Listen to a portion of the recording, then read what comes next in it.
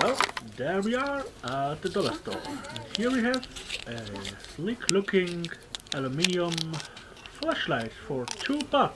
So let's buy it and take it apart. So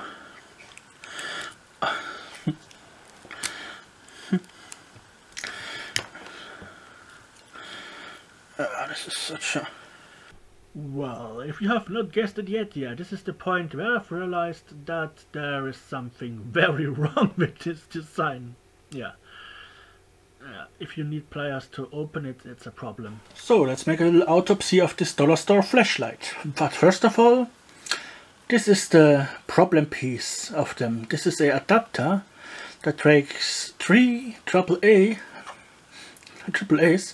and puts them in here. But as soon as the batteries are in the adapter doesn't fit in the casing anymore. You have to really jam it in, and if you are unlucky, it shorts out with the metal side, gets hot and blows up.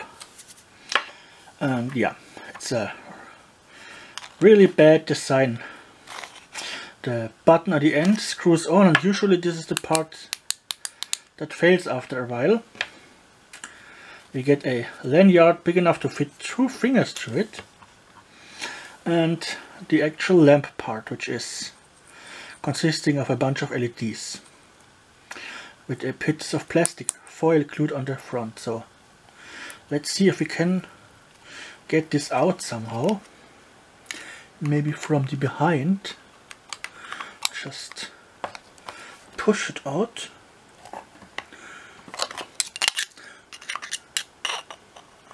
Perhaps without destroying it. That would be appreciated. Yeah. There we go. Okay, we got the plastic part, which is actually not too thin. And so let's go. Dollar Store Flashlight Teardown Part 2. I have managed to get the lens off, but then the battery of my camera was empty. It's just glued on here, the front part, and the rear part here is press fit in there, which is a quite interesting part. Let me show you.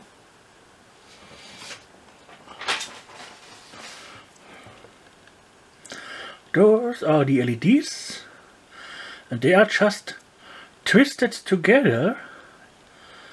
One leg of them is twisted together and soldered, and the other legs are just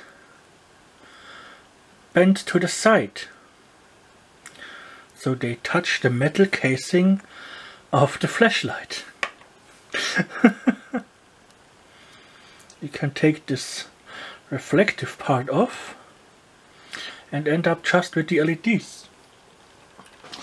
Let's power them using the multimeter in continuity mode, plus somewhere here to the LEDs and minus to the outside. And as soon as we touch the ones on the outside, we can just go around it like this and make them all light up.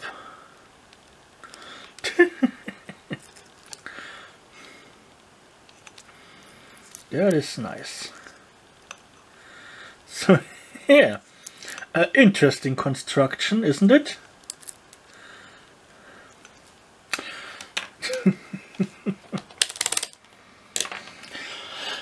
Yeah. So not much to fail here.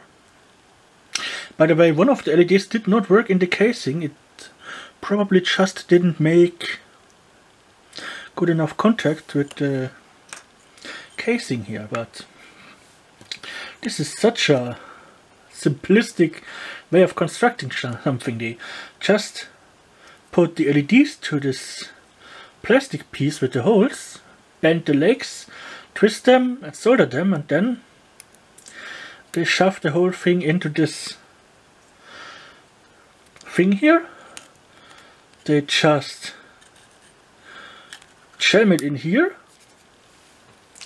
And then they jam this plastic piece in here and go around with a bit of glue. I mean, you can't make it more simple than this. And then you get this adapter with the battery just being in there, pointing at every side, which slides in there, down there, touches the contact, and this switch just shorting the casing to the center here, closing the circuit. Yeah, this is really minimalist design, and this made with a bit more effort would probably last forever. But like I've said, those switches here have a short lifespan, and after about a year at maximum, it's gone if you use it daily. Yeah, I will upgrade this. I just put a rechargeable lithium-ion accu battery in here, solder it to the polarity thingies, put some shrink wrap around it, and then I can push it in here and charge it. Or if it is discharged, I just I put it here in the charger like this and charge it, which is currently used to charge something else. Yeah, it is a fascinating, simplistic product. And is it reliable? No.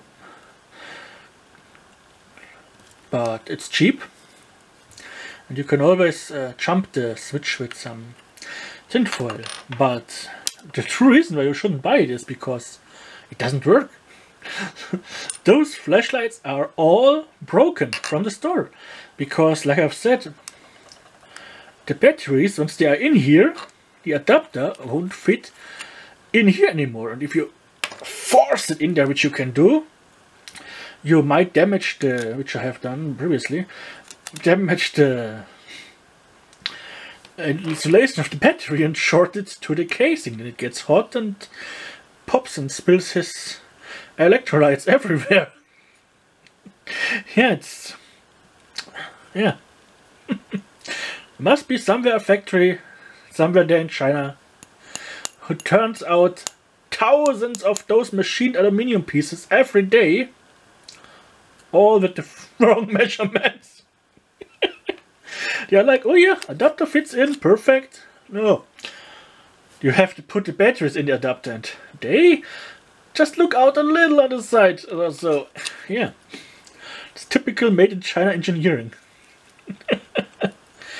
Yeah, there she is, dollar store flashlight.